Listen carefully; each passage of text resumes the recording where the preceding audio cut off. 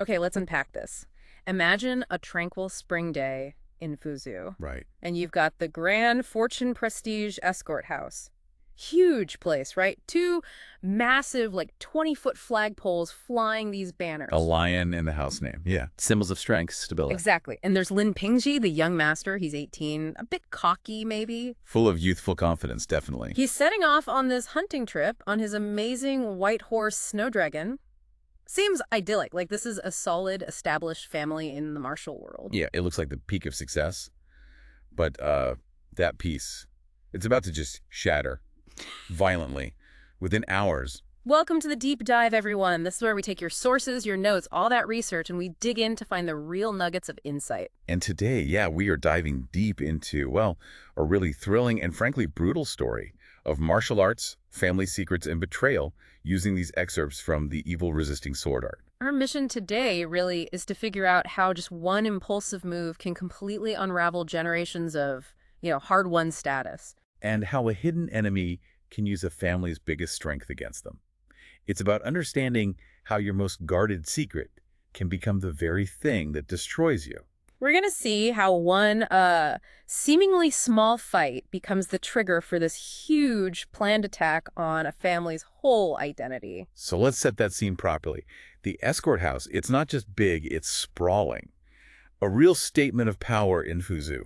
And Lin Pingzi, 18, riding Snowdragon, he's out with his crew Escort Shi, Escort Zing, Experience, guys. and two henchmen, Bai and Chen. He's confident, maybe a little arrogant, like you said, but he does have skills, right? He whips down a pheasant pretty expertly. He does. And that setup is key. It shows the family's reputation, but also Lin Pingzi's, well, pretty sheltered life. He's trained, sure, but he hasn't faced real professional level danger. Not like this. Not like what's coming. And that contrast between his comfortable world and the brutality about to hit him, that's where it all kicks off. And it kicks off fast. They stop at this wine shop. It's quiet, almost too quiet. Eerily silent, yeah. New owner, Old Sa, says he's a returned trader. Introduces his granddaughter, Wanner, who's described as, well, ugly, pockmarked. Seems normal enough at first. But then trouble literally gallops in. Two guys, purple robes, white mourning cloths. That's a Shekwan thing, right? Yeah, morning Marquis Zubs Liang, but they look kind of rough. Bare legs, hemp shoes. Doesn't quite match the speed and aggression. That Sekwan detail, Western Shekwan, it's not accidental. It subtly points towards the King Cheng sword school, which becomes very important later. Okay. And their behavior immediately hassling Wanner. It's crude, meant to provoke, a perfect setup targeting Lin Pingzi's pride and temper. And it works like a charm. The younger guy, Yu, insults Wanner about her looks. Calls her pockmarked like a pomegranate. Really nasty stuff. Lin Pingzi sees red, instantly throws a tin kettle, boom, fights on. And what happens next is just chilling. Escort Zeng, who's supposed to be a capable fighter for the house. Right, he's experienced. Takes him out. One move, grabs the wrist, elbow to the neck, done. It's fast, brutal, efficient, and it completely changes the game. Yeah, suddenly these aren't just some local troublemakers. Exactly. Yu is clearly skilled. But interestingly, Lin Pingzi holds his own for a bit. He actually lands a slap using his universal hands training. Moves like cloud-concealed glare and flowers in the fog. Yeah, deceptive hand movements. Shows he has training, he has the techniques, but maybe not the control or the real-world experience yet. And he loses that control fast. He starts taunting him, calling him sissy boy, a girl dressed as a guy. Pushing all the wrong buttons for an 18-year-old proud young master. Totally. He corners him, uses this iron threshold move to force his head down, trying to make him kowtow, humiliating Again, him. that moment of desperation. Lin Pingzi yanks a dagger from his shin, which is interesting, right? He was carrying it. Shows a certain readiness, Yeah. yeah. Maybe an underlying awareness of potential danger, even if you didn't expect this. And he stabs you, Yeah. kills him, Yeah. his first kill. The shock must have been immense. Absolutely. Yeah. But what happens immediately after is just as revealing about the world they live in. Escort Shi, the veteran, takes charge instantly. Right. Damage control. Big time. Move the body. Bribe Old Saw, 20 tails now, promise 50 more later. Threaten to keep quiet. Wow. Cold. And then they bury Yu's body in the garden. It's pragmatic, ruthless, trying to avoid scandal, protect the escort house's reputation, But oh boy, does that decision come back to haunt them. Yeah, you just know burying a body is never the end of the story. So Lin Pingxi gets back home feeling guilty, doesn't know how to tell his dad, Lin Zenon. And then, the irony. Lin Zenon has what he thinks is fantastic news. Oh, yeah. What's that? Master Yu of the Qingcheng Sword School, this super powerful martial arts sect, he's finally accepted their gifts after 3 years of trying. 3 years? Okay, so this is a big deal for them. Huge. Master Yu is even sending 4 apprentices to Fuzhou. Lin Zenon sees this as his key to expanding business into Szechuan, the Heavenly Kingdom he calls it. So this is purely strategic for him. Completely. Lin Zenon's whole philosophy is built on this. He says connections are 60% of success, reputation 20%, and fighting skills only 20%. Make friends, not enemies. That's his motto. He's all about alliances, diplomacy, which makes what happens next even more devastating for him personally. Because things start to go very, very wrong. Understatement. First, Henchman Bai, one of the guys who helped bury Yu, is found dead in the garden, right where they buried the body. Whoa. No wounds. None. Lin Zenon tries to brush it off as illness, maybe wishful thinking. But then... Then Escort Zhang, the other guy from the wine shop fight, turns up dead in the stable. Same thing. Yeah. No wounds, no sign of a struggle. Okay, that's not a coincidence. 2 guys involved, 2 mysterious deaths. Lin Zenon finally puts it together, Mm-hmm. connects it to the hunting trip, and that's when Lin Pingxi spills everything, the whole story. How does his father react? Initially, relief, actually. Based on Lin Pingxi's description, he thinks the dead Yu couldn't have been that skilled. So, probably not related to the famous Master Yu of Qingcheng. Okay, makes sense. He's trying to rationalize it away. But then Henchman Chen mentions the back kicks Yu used, and Lin Zenon just freezes. Whoa. He recognizes them instantly. The shadowless kick maneuver of Qingcheng, unique to that school. Oh, so the dead guy was Qingcheng? Bingo. Massive turning point. Mm-hmm. Suspicion immediately snaps onto the Qingcheng Sword School, and then another blow to Escort Shi, the guy who managed the cover-up. He's missing. Oh, man. This is escalating fast. They race back to the wine shop, which is now abandoned. They start digging in the garden, expecting to find Yu's body. But it's not you. It's Escort Shi. Dead. Yu's body is gone. They swapped the bodies. That's sick. It's psychological torture. Exactly. It's a message. Uh-huh. Deliberate, terrifying. And then Lin Pingxi finds something else in Wander's room, this really nice handkerchief. Nice. How? High-quality silk. Soft, heavy, scented. Detailed embroidery of a red coral branch. It completely clashes with her supposedly ugly, plain appearance. So she wasn't who she seemed at all. Another layer of deception. It screams undercover operative, doesn't it?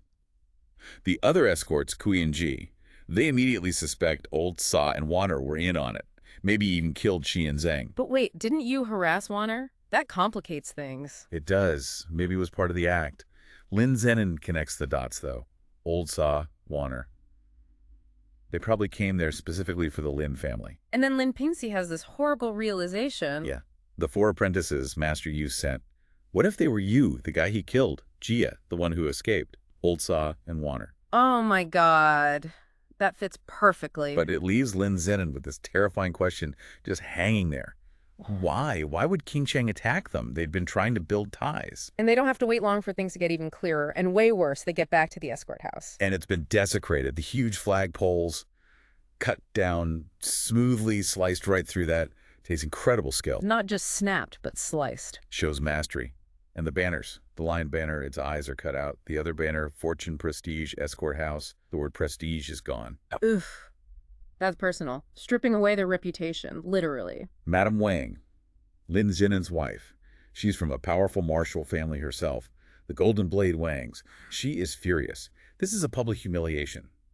A declaration of war. It's not just property damage, it's symbolic destruction. Absolutely. And it gets more personal. Lin Pingxi's horse, Snow Dragon, No. found dead. Again, no visible wounds, just dead, hitting him where it hurts. This is psychological warfare, pure and simple. And then the physical assault ramps up. They sent out 23 men escorts, henchmen, to gather info in town. Standard procedure, right? Find out who's doing this. Yeah, they all turn up dead, systematically killed. 22 bodies recovered in the end. Key guys like escorts Fu, Qian, Wu, gone. All of them. How? Same chilling pattern. No visible wounds, no signs of struggle. It creates this eerie, almost supernatural feeling of dread, like they're facing ghosts. How do you even fight that? You can't, not conventionally. Madame Wang tries. She goes into the courtyard, golden saber out, cursing them, challenging them to show themselves. Fiery lady. Definitely. Yeah. But then, this small piece of brick comes flying off the roof, thrown with incredible force and precision. It hits the spine of her saber and knocks it right out of her hand. Disarmed her with a piece of brick from the roof. Yeah. Shows the enemy's immense skill, their complete control.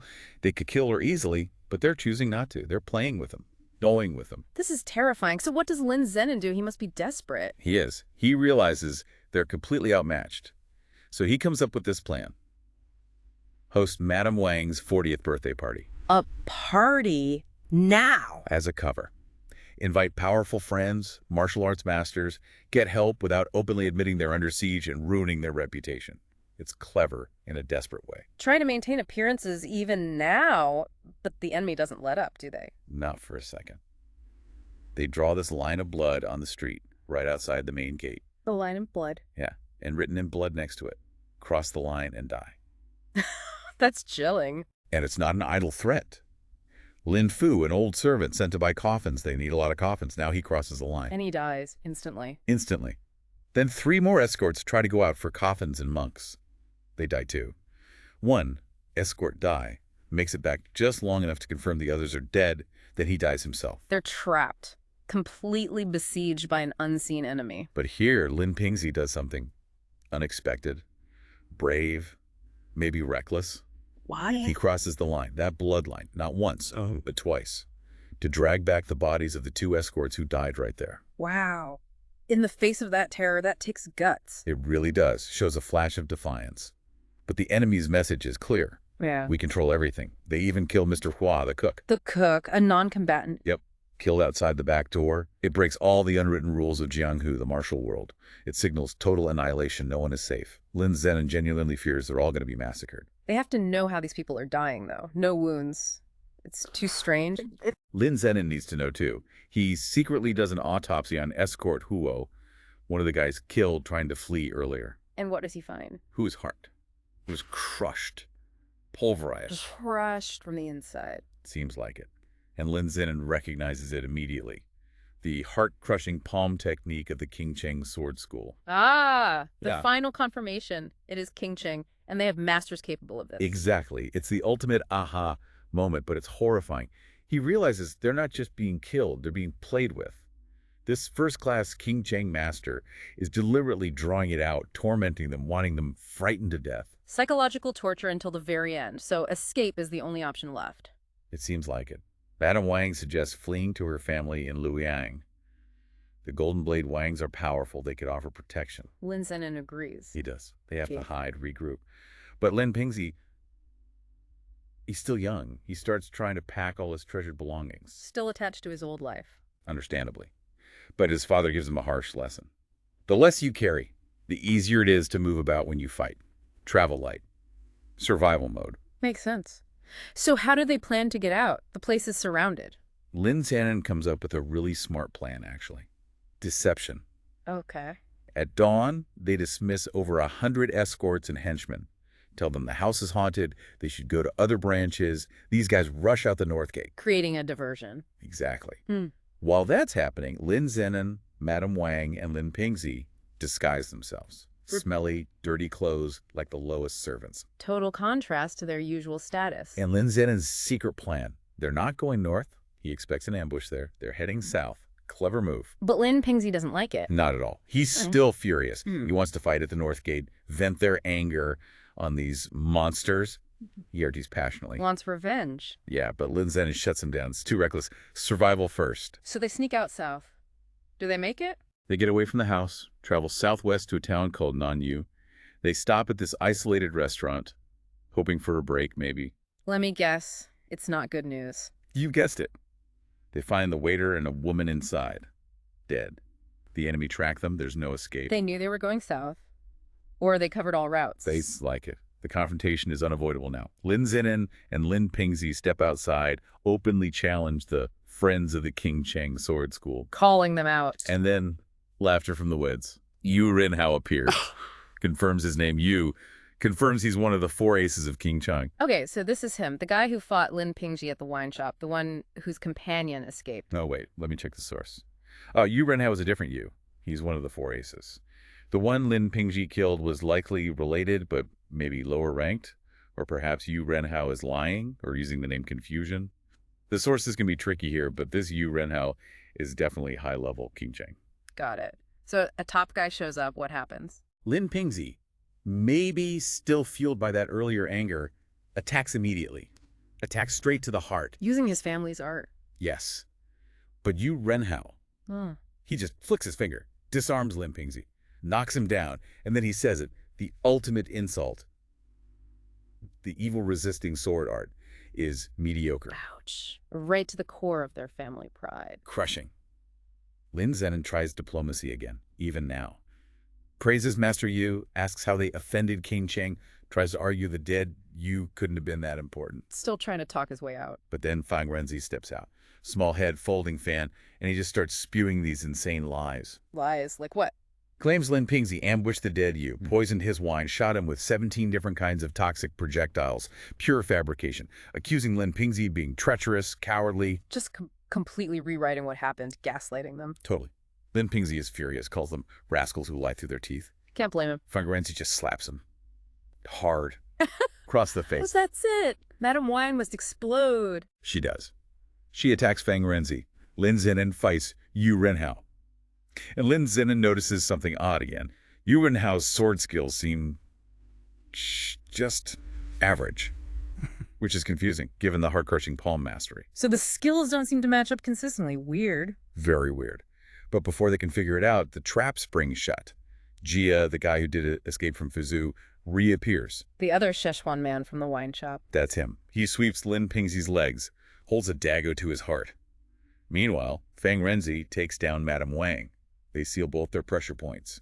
Helpless. Leaving Lin Zenon alone against Yu Renhao. And this is the absolute lowest point, the ultimate betrayal. Lin Zenon is fighting desperately, and Yu Renhao starts demonstrating the Lin family's own secret sword art. No. He knows the evil resisting sword art. Perfectly.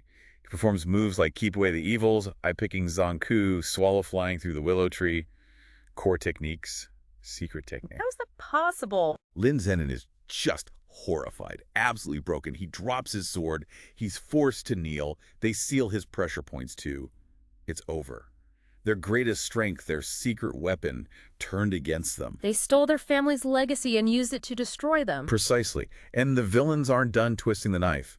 Fang Renzi gets really cruel. What does he say? Threatens to cut the nerves and tendons in their wrists and ankles. Says he'll thread their collarbones with rope, tie them together like a string of crabs, and drag them to his master. Just monstrous cruelty. Lin Pingzi is still defiant, cursing them. But Fang Renzi just threatens to stuff his mouth with cow dung or dog crap. Yeah. Utter humiliation. So they're captured, beaten, Yeah. psychologically destroyed. And the segment, the source material here, ends on Lin Zenon's terrified, echoing question.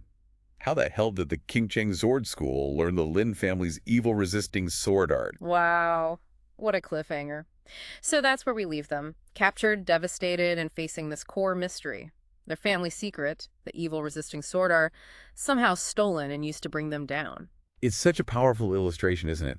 How one impulsive act maybe kicked things off, but it was clearly a catalyst for something much bigger, much more calculated. Yeah, this wasn't random. Not at all. It shows just how fragile a reputation, even one built on hidden strengths, can be. And the enemy here, they're terrifying because they don't just fight, they orchestrate terror. They manipulate truth. It's psychological warfare at its most brutal. It really makes you think, doesn't it? What does it mean for a family's entire legacy, something passed down for generations, when its most precious secret is ripped out and used as a weapon against them? How do you even begin to fight back when the enemy hasn't just beaten you, they've stolen your identity, your very essence, and are wearing it like a mask to torment you? A chilling question to ponder.